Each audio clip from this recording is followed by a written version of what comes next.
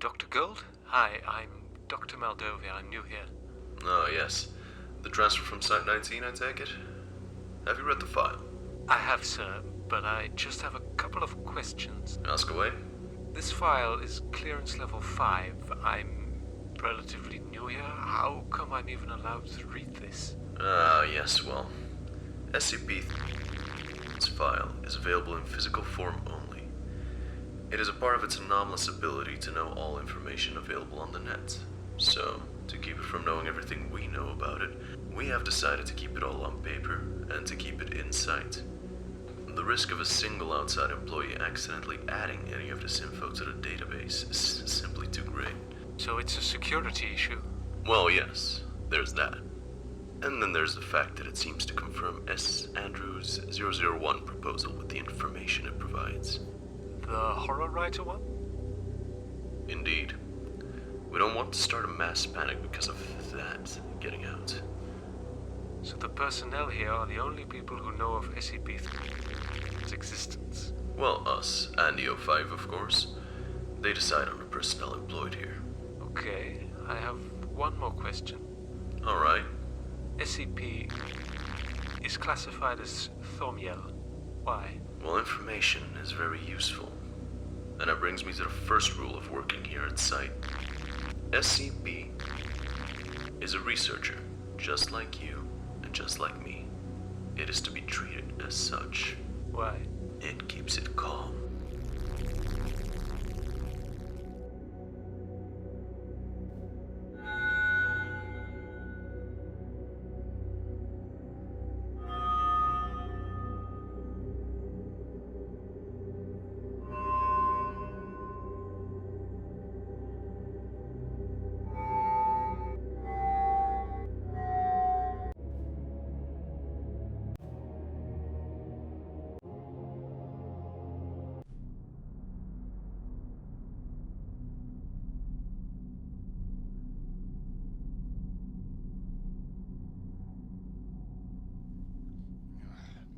They couldn't have given me something just a little bit bigger. This is just embarrassing.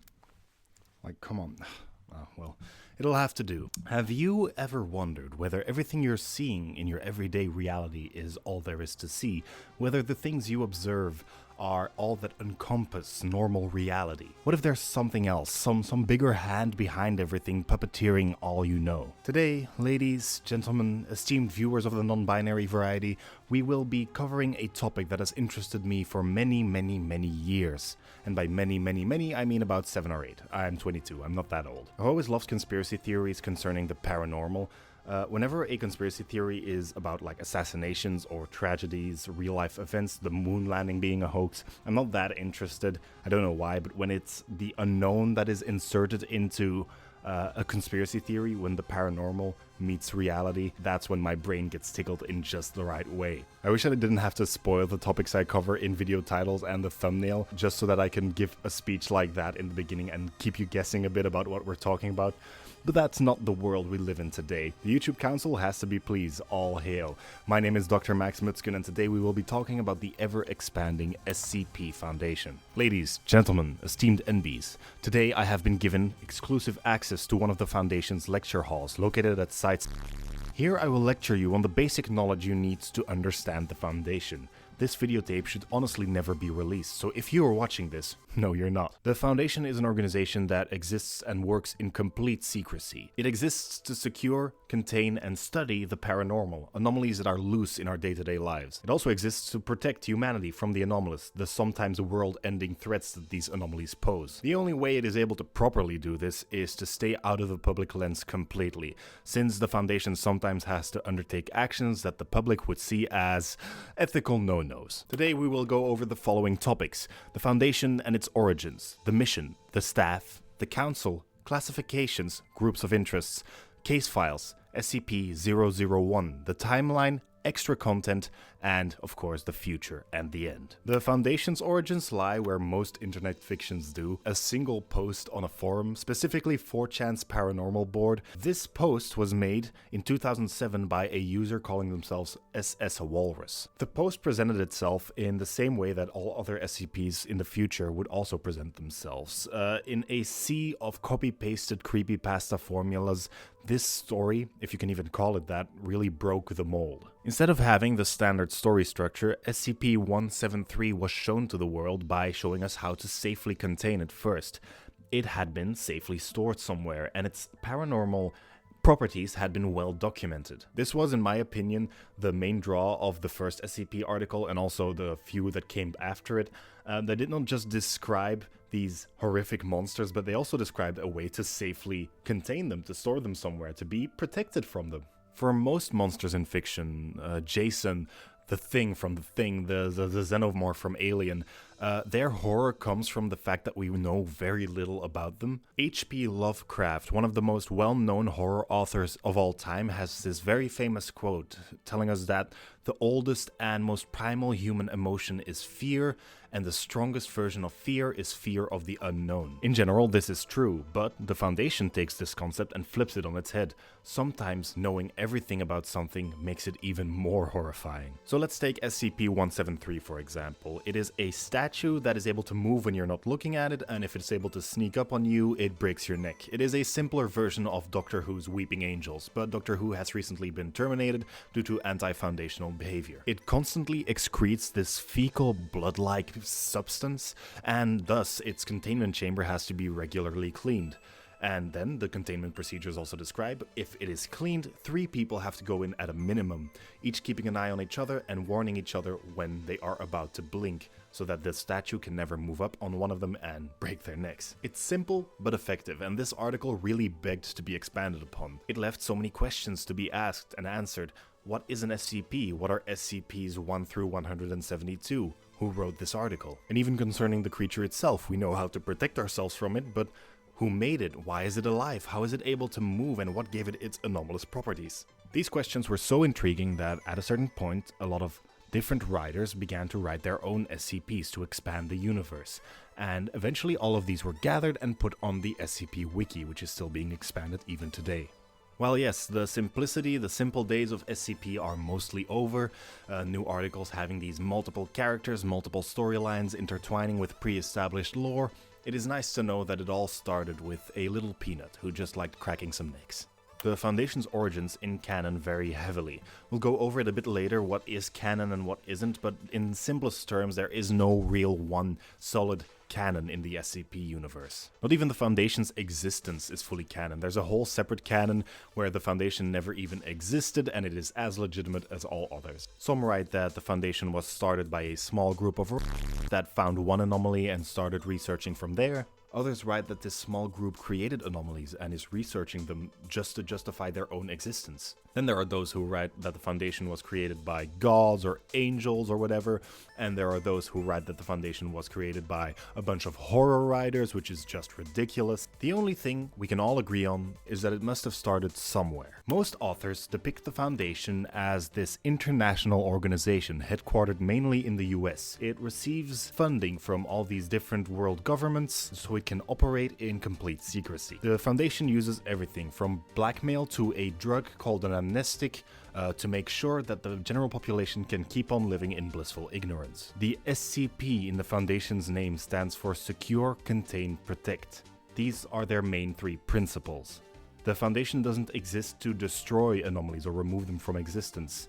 Instead, they exist to secure and contain them within their compounds, known as sites. The biggest site in the Foundation is Site 19. It is the site which has the densest population of anomalies within the Foundation. The Foundation has this unofficial motto: we die in the dark so you can live in the light. It is an excellent way to show the themes a lot of these articles deal with, and it shows, of course, that the Foundation works in complete secrecy and thinks of itself as doing a thankless job. This isn't a light-hearted wiki. Its roots run deep within the fertile soil of online horror, and the beauty of the Foundation is that it doesn't have to adhere to a single subgenre of horror. Not every article has to be a little statue that can snap your neck. There are of course the creature SCPs, but an SCP can be a creature, an object, a location, an event, something even as abstract as a concept. For example, one of them is a mathematical formula which when solved produces a live bear, and another is a vending machine with a keyboard which when any liquid is typed into it, it produces it from unknown origin. An SCP article can be anything the author wants it to be, as long as it constitutes a good story and it adheres to the general rules of formatting of the SCP-Foundation. The clinical tone is very important. Of course, there are articles which deviate from the standard clinical written tone of an SCP article, but only when it makes sense in the story of that article, and of course, it is a good story. The SCP articles are not written to show you how someone in the wild finds these anomalies. No, it is written to show other researchers how they can safely deal with these anomalies, to safely observe and study them. An SCP article has three main sections. First is the designation, which is its number, its classification, which is something we will touch on later, and sometimes also a clearance level. The clearance level being how high a clearance level you must have as a researcher to be able to view the document. Remember, we view this wiki as if we are a high-ranking member of the Foundation. We are never halted, stopped in our tracks by clearance requirements. The second part of an SCP article is, in universe, its most important, the containment procedures. How do we keep this anomaly away, locked safely in a box? Now, there are some SCPs which cannot be contained, and in that case, how do we keep them docile enough so that they don't cause a ruckus? For example, SCP-579 has this expansive list of containment procedures, but its description has been entirely expunged from record. And then, of course, the third part of the article is the description of the anomaly. This is where an author really gets to go into detail about what their anomaly looks like and what it is able to do. A lot of the horror comes from here, of course, as vivid descriptions of these alien otherworldly horrors can send shivers up anyone's back. Additional to those three main sections, authors are able to add addenda, audio and video transcriptions, emails. There really is no limit to what you add, except of course the clinical writing style, and even that's not set in stone. So let's go over the staff which works at the Foundation. In general, many people work at the Foundation, the bulk of which are researchers who graduated at the top of their classes. The Foundation, at its foundation, is a research institute, evidently. Doctors and professors make up most of the staff, with some of them being involved with many different anomalies. Famous researchers at the Foundation include Dr. Gears, a all-around normal guy who just lacks a fight-or-flight response. Dr. Bright is a person who is immortally trapped within a necklace. Anyone who puts on the necklace becomes Dr. Bright. Dr. Clef is an unseeable being / person who carries around the ukulele and just likes to lie to people when it comes to SCP-related things. Of course, researchers aren't the only people in the Foundation. There's of course security and maintenance staff, D-class personnel, and MTFs. D-class personnel are prisoners who have been given the death sentence. Instead of being executed in the normal way, they are instead put through tests involving SCPs, sometimes even promising them freedom should they go along with the tests. These contracts often go unfulfilled. A D-class often finds themselves on the wrong end of an SCP's anomalous abilities. D-class personnel used to be seen more as fodder.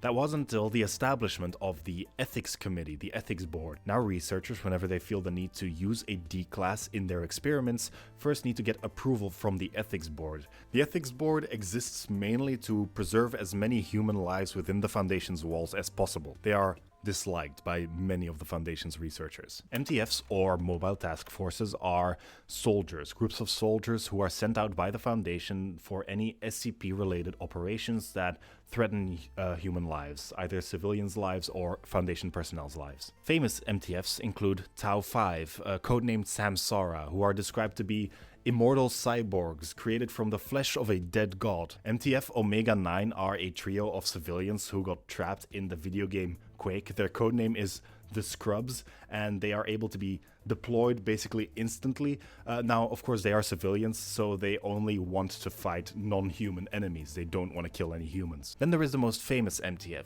codenamed the Red Right Hand. MTF Alpha-1 answers directly to the leaders of the Foundation, the O5 Council.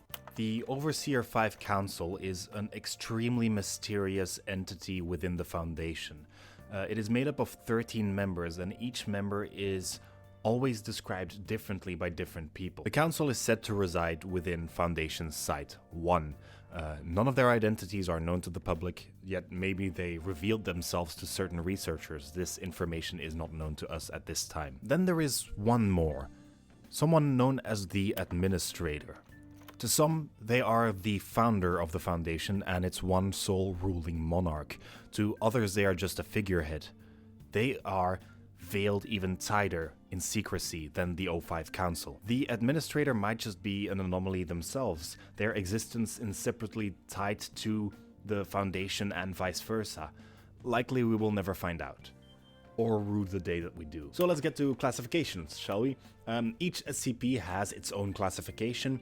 There are three main ones, Safe, Euclid, and Keter. These don't actually correspond to the danger the anomaly poses, but are actually symbolic of how difficult they are to contain. Now, of course, if they are difficult to contain, often they are also very dangerous. Safe class SCPs are anomalies that you can just leave in a box and leave alone, and they will be safely contained for all eternity. They do not need to be constantly surveyed to be contained. This class is usually given to object SCPs, things you can literally just put in a box. Euclid class anomalies have more hands-on containment procedures. They can't just be left to their own devices. They're not that hard to contain, but they need to be surveyed at all times. Most anomalies found within the Foundation are Euclid class, and almost every sentient form of anomaly is given the Euclid classification, just because if you leave a living thing in a box alone, it dies. Keter class anomalies are almost impossible to safely contain. Their containment procedures are often just ways for the Foundation to delay a containment breach instead of preventing it. Well, yes, once again, to be a Keter class anomaly, the SCP has to probably contain a bunch of power to be able to escape containment so consistently,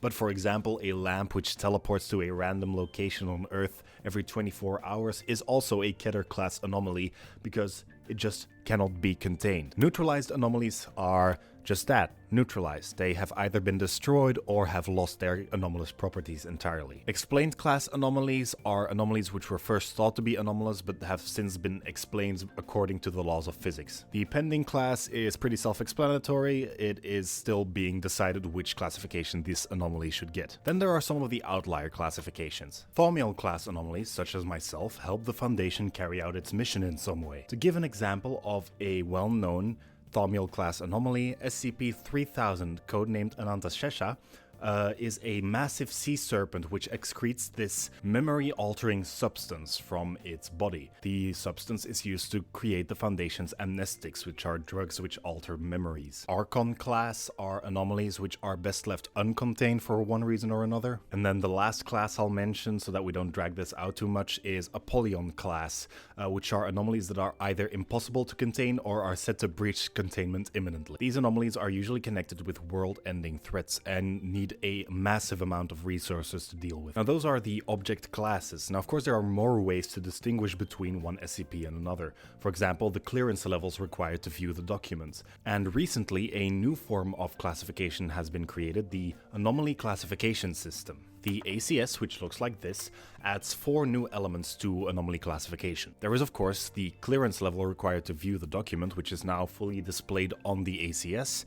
There is something new called a disruption class, which describes how dangerous the anomaly is to Foundation secrecy. Levels of disruption range from the anomaly only affecting a single person to the Foundation having to fully declare war on the anomaly because it is so dangerous to Foundation secrecy. Then there is risk class, which describes how dangerous the anomaly is to life. How quickly does the anomaly take to send someone into a state of death or something equivalent? The risk classes range from the anomaly being completely harmless to being deadly to anyone who is even in its proximity. And then lastly, the ACS adds a secondary containment class, space. We are not going over those. There is too much to describe. Look it up yourself, apply yourself. Now we can't really talk about the Foundation without talking about the world it's protecting, and it is a world which doesn't always want protection by the Foundation. Now as far as is known, the objectives of the Foundation are a fully pure good, the protection and preservation of human life. It's the means the Foundation uses that cause a bit of an uproar in external parties. Groups which know of the Foundation's existence and are involved with anomalies are classified as groups of interest, the most famous of which are the Global Occult Coalition, the GOC, and the Chaos Insurgency. The Insurgency is an organization which sees itself as Foundation enemy number 1, though I don't know if the Foundation sees them that way. They are a fully militarized group which raids Foundation sites and uses anomalies to cause more destruction. The GOC is a strange case. You can kind of look at it as a paranormal organization's NATO. Many of their goals line up with the Foundation. They often find themselves seeing eye to eye on certain things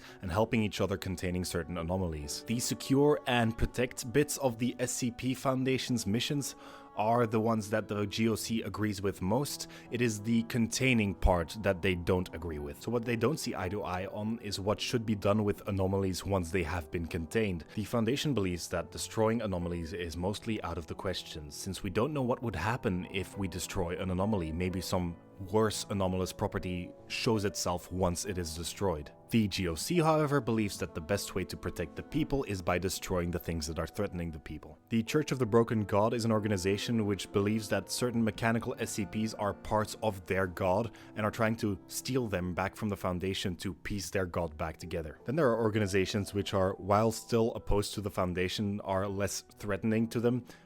Organizations like Are We Cool Yet, which is a group of anomalous artists, and an organization like Dr. Wondertainment, which is a toy maker who makes anomalous toys for children. These are some of the most famous examples. There are many more to be discovered if you read the wiki yourself, which I suggest you do after we finish this video, because we are about to go into SCP examples. Yeah, we've been talking about all these weird and spooky things the Foundation has to deal with, and I haven't really given you any real examples, so here we go. Okay, let's start with the scary ones, the ones that can actually deal real damage to human lives, and are monsters, let's say. SCP-096. Now this is a classic. SCP-096 is this lanky monster, which if you see a picture of its face, it will chase you across the earth to you. Of course, so if it chases you across the earth, there's a good chance that other people will see it as well, who then get added to the list, and it will go in order of people who saw it, rampaging across the globe. This thing once ran all across America just because there was a photo where 4 pixels of it was its face, and that was enough. 169 is a massive sleeping sea leviathan, which could cause massive earthquakes and tsunamis if it just ever stirred in its sleep. 610 is a flesh-distorting infection which has infected parts of Russian Siberia. People melting together, the smell of fresh and rotting meat, it's a good time. SCP-682 is an indestructible lizard with a hatred for everything human. That's it. The little guy is one of the most beloved SCPs in the whole wiki. Its article is mostly made up of a long list of ways people have tried to kill it. 2845 is an indestructible godlike deer, which is able to transmutate any element into another. It is contained using these horrible rituals, including babies. It's not good. The hard thing about describing a lot of these SCP articles is that the farther you get from the 1000 mark, the more complex these articles actually become in storytelling, the more dense they are with lore. This makes sense for such a large writing project. These writers, these authors who started back then with the smaller 1000 articles, have now become more comfortable with the format they're writing in, and it's been 16 years, so of course they're going to expand their horizons. The Foundation deals with world-ending, reality-altering threats on a daily basis, but often it's the smaller SCPs that really leave an impact on the reader. Take the original, for example, 173. This article, which spawned all others, is 233 words long. For comparison, this script up until this point is 3,700 words long, and SCP-7999, which is at this point the latest SCP written, is almost 10,000 words long. SCP-173 is the perfect example of short but sweet, and there are many other SCPs which give me the same feeling, even if they aren't as short. SCP-999 is a living ooze which wants to hug you, and if it hugs you, you feel awesome, you feel euphoric. I love him. 1678 is an entire version of the City of London located underground, where it belongs. 1762 describes a box with the words "Here be dragons" written on it, where occasionally these living origami dragons would come out of it and fly around. Eventually they started communicating with the researchers, and it led to this whole thing where the dragons are now gone from this reality and are not coming back, and the words changed to "here were dragons." It's a really good article, you should read it. One of my personal favorites is SCP-3008, which is an IKEA furniture store, which when entered, it turns out to be infinite on the inside. The bulk of the article is a recovered journal from someone who got stuck in the IKEA for months and was able to escape. I'm not gonna spoil the rest of it, you should read it, it's really fun. Yeah, laugh it up, guys, okay? You see the word meme and you think things like Nyan Cat and Velociraptor, okay? Are those still popular? I've been in here for a long time. Anyway, when the Foundation calls something a meme, it means that it is an object or an image which is able to spread information just by simply observing it or being near it. The opposite of a meme, an anti-meme, does the exact opposite. It removes information from someone who observes the thing. This is the best way to understand it, okay? Memes put stuff in your brain, anti-memes take stuff out of your brain. One of the most famous examples of an anti-meme is SCP-055, which is just an entirely unknown object. Whenever it is observed, the information about what it is instantly leaks out of your brain. The only thing that is known about 055 is that it isn't round. Okay, apocalyptic threats, I know you want specifics, but there are just too many world-ending things on the wiki to count. The wiki has an entire page dedicated to the different kinds of world-ending class scenarios. Maybe this bit should have gone in the previous section of the lecture, the classifications one, but putting it here, I feel illustrates my point very well, that there are just too many different kinds of world-ending threats to just make a comprehensive list of them. There are of course the simple types, XK and ZK class scenarios, which just describe a general end of the world. Anything from a religious apocalypse to universe-destroying apocalypses, everything can fall under XK or ZK. CK class scenarios are shifts in reality done by a god, a reality bender, or some kind of anomaly. These aren't as bad as the ZK and XK ones, because even a simple shift in reality, like blueberries being green instantly, are classified as CK class scenarios because the entire world has changed in some way. AK class scenarios cover SCPs which have this mimetic ability to spread madness across the people. Total loss of humanity, people returning to their base instincts, people returning to monkey, basically. An SK class dominance shift scenario describes a shift in the dominant species on Earth, so humanity is no longer the dominant species on Earth. After this, an ADK class scenario might take place where anomalies become the dominant species of Earth, where they take over. As you can see, there are so many ways that this can all go wrong. Sleep tight. Then there is SCP-001. What was the first SCP to be added to the database in canon? Well, we don't know. The real SCP-001 is top secret, like beyond top secret. Okay, the SCP-001 page describes a bunch of different proposals from different doctors, different researchers, which could all be real or could all be fake. We don't know which one is the real SCP-001. In fact, some theorize that like all of them are just distractions for us to not figure out what the real 001 is. For example, one of the most popular 001 proposals is codenamed The Gate Guardian, is written by Dr. Clef, previously mentioned, Dr. Clef. It describes this massive angel-like being holding a fiery sword standing somewhere in the desert in front of a gate, and it obliterates anyone who comes too close to it. And some theorize that this might be the real one, and it is an angel guarding the gates to the literal Garden of Eden. The Spiral Path, written by Dr. Mann, describes just that, a spiral pathway which, when walked counterclockwise, will always be going uphill. Well, yes, this is a pretty simple one. An attached document to this file describes how the person who first discovered the Spiral Path went on to found the SCP-Foundation, and from research on this spiral path, they ended up creating more and more of the SCPs just to study them. So they are the cause of the anomalies in the world. There is, of course, the proposal written by S. Andrews, the theory that the whole universe is created by a bunch of horror writers, which is just, again, ridiculous. There are, of course, many, many more proposals, too many to go over right now.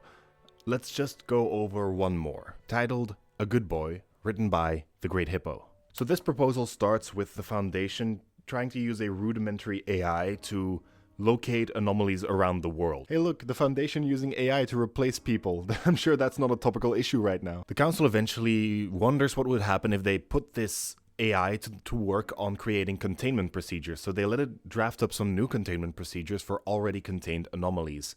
These procedures that it creates seem banal. They seem so irrelevant to the actual containment of the anomaly that the O5 approves them, because why not? Turns out that these containment procedures have effects not on the anomaly that they are applied to, but to completely separate anomalies elsewhere. The Council tests this a few more times until they begin using the AI to create actual new containment procedures as well. In the end, of course, the AI goes rogue. It begins to slowly take over the Council, employing even more strange containment procedures. The Council labels the AI as SCP-048, which is a cursed SCP number. SCPs given to that number, or who are given that number, are usually destroyed, stolen, or something bad happens to them. The AI starts to show this real hatred for ethical felines, as it calls them, which I think are members of the ethics board, which prevent the AI from using D-class personnel in its tests. In the end, the AI realizes that the only real way to protect the world from anomalies is to destroy them, so it is able to neutralize every single anomaly except one,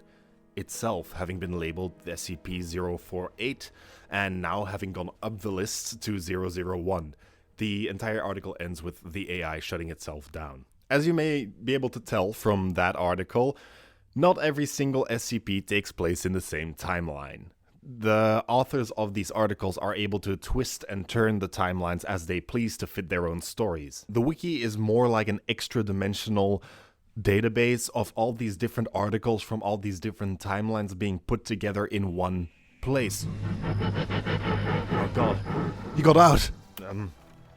The Broken Masquerade canon, it describes a world where the Foundation failed to keep itself secret. A massive cataclysm happens where all of Korea suddenly disappears, and the Foundation is forced to come out into the open when other paranormal organizations call it out for being responsible. Now out in the open, the Foundation has to create commercials and memes to try to keep the public on their side while they continue to do their mostly inhumane work. Also, mentioned before, was the Unfounded canon, a world where the Foundation just never existed. It is a timeline which explores whether this necessary evil is so necessary at all. Ad Astra per Aspera describes a world where humanity has moved to the stars, describing these sci-fi adventures and cosmic horrors, while Aces and Eights is a timeline set, I think, just after the Civil War, maybe during it. It is a version of the SCP world set in cowboy time, so for example, SCP-173 is an Indian boy, and Dr. Clef is a bounty hunter, stuff like that. Then there is On Guard 43, the SCP universe set in Canada. A truly terrifying alternate timeline. These are just a few examples of the myriad timelines on the wiki. There is a massive list, and even then, if you are going to be writing an SCP, either choose one of the pre-established canons or make something up on your own. It doesn't matter. The most important things for writing for the SCP Foundation are creativity and style, so never feel forced to adhere to some set of rules besides the formatting, of course. Besides the articles describing SCPs, there's also a list of tales, stories told within the world of the SCP Foundation. I'm not going to go over any specific tales today, just because once again there are way too many of them, and also a lot of context is needed to understand them.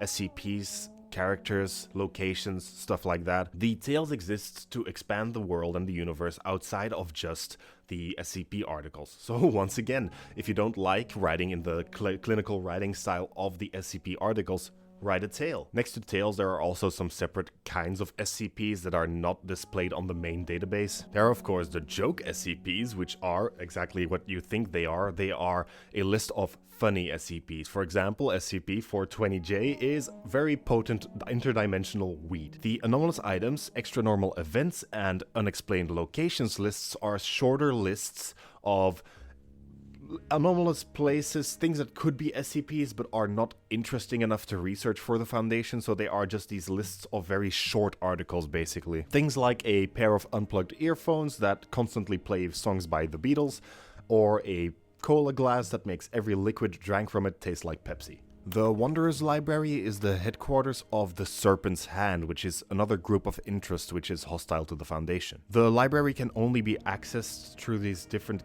gateways throughout the world, and those gateways can only be opened by using a specific knock. Think of it as a code word for entering a secret hideout, and it can be anything from as simple as just knocking on the door to doing 3 consecutive backflips in front of it while singing "You Spin Me Around" by Dead or Alive. The library contains an amount of knowledge impossible for a single human to consume within their lifetime, and the Foundation has been trying to get access to the library for years. Luckily for the library, they have these monstrous staff members called librarians, which are able to fend off the MTFs sent to take it over. In reality, the Wanderer's Library is a sister site to the Foundation. It allows writers to write in the setting and themes of the SCP universe without being stuck to the Foundation's perspective. So they can even just write fantasy stories with a hint of SCP-esque things in it, but they have nothing to do with a greater canon. Honestly, you could just write an entire fantasy novel in this site and just upload it because, well, it's a library containing all recorded knowledge basically, so why not? As of writing this video, the SCP-8000 contest is going on. Whenever a series is filled up, a series being from number X000 to X999, a competition is held to see who gets the next 1000 slot. These are some of the best articles on the wiki, which makes sense. These articles always have a theme that the author has to vaguely adhere to while writing the SCP. For example, the 1000 slot was folk tales and urban legends, and the SCP article written was the SCP Foundation's version of Bigfoot. 2000's theme was sci-fi, and it depicts this massive construction underneath Yellowstone containing all of these human clones, basically in suspended animation, that can be brought back to life in case humanity ever goes extinct and it needs a hard reset. 3000's theme was horror, and it was won by the previously covered Anantashesha. The sea serpent, which excretes amnesia fluids used by the Foundation to wipe people's memories. 4000's theme was history, and it was won by an article called Taboo, which describes this Fae-like race and the importance that names hold in their magic. 5000's theme was mystery, and it is my actual favorite SCP on the wiki. It's called Why, and it follows this person who explores a world ravaged by SCPs.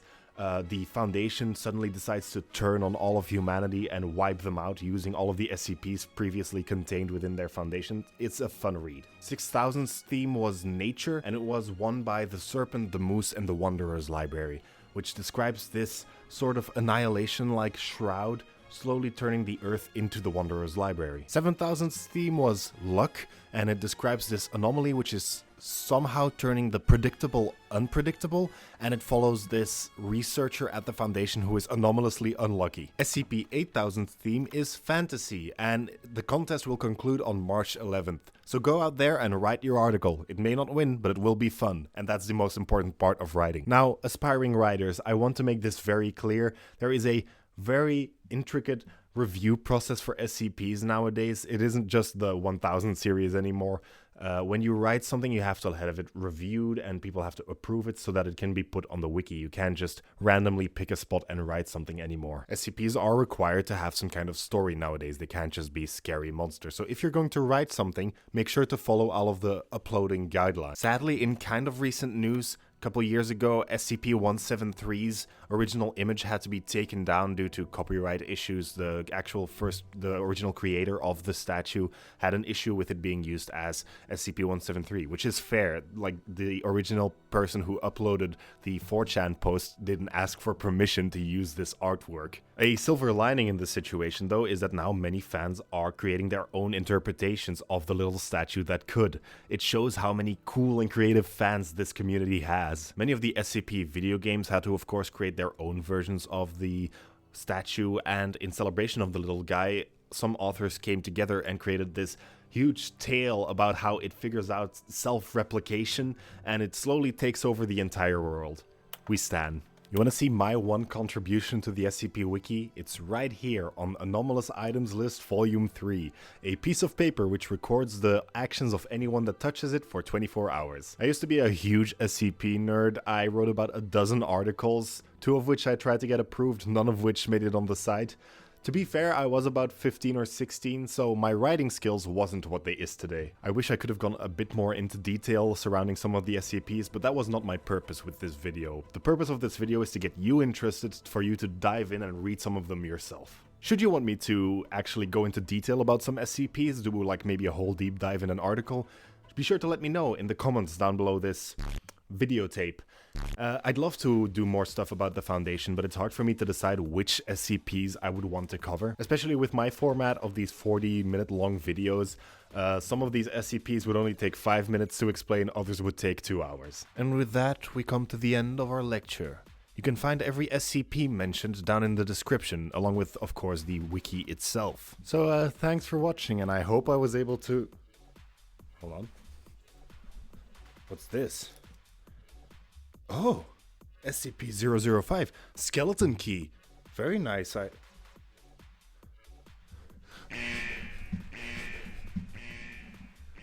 you, want to learn the meaning of Alan Wake? Well, I already have this great video about it, but I'll give you the brief synopsis. So there's this author called Alan Wake, and he finds the clicker, which is actually a magic light switch.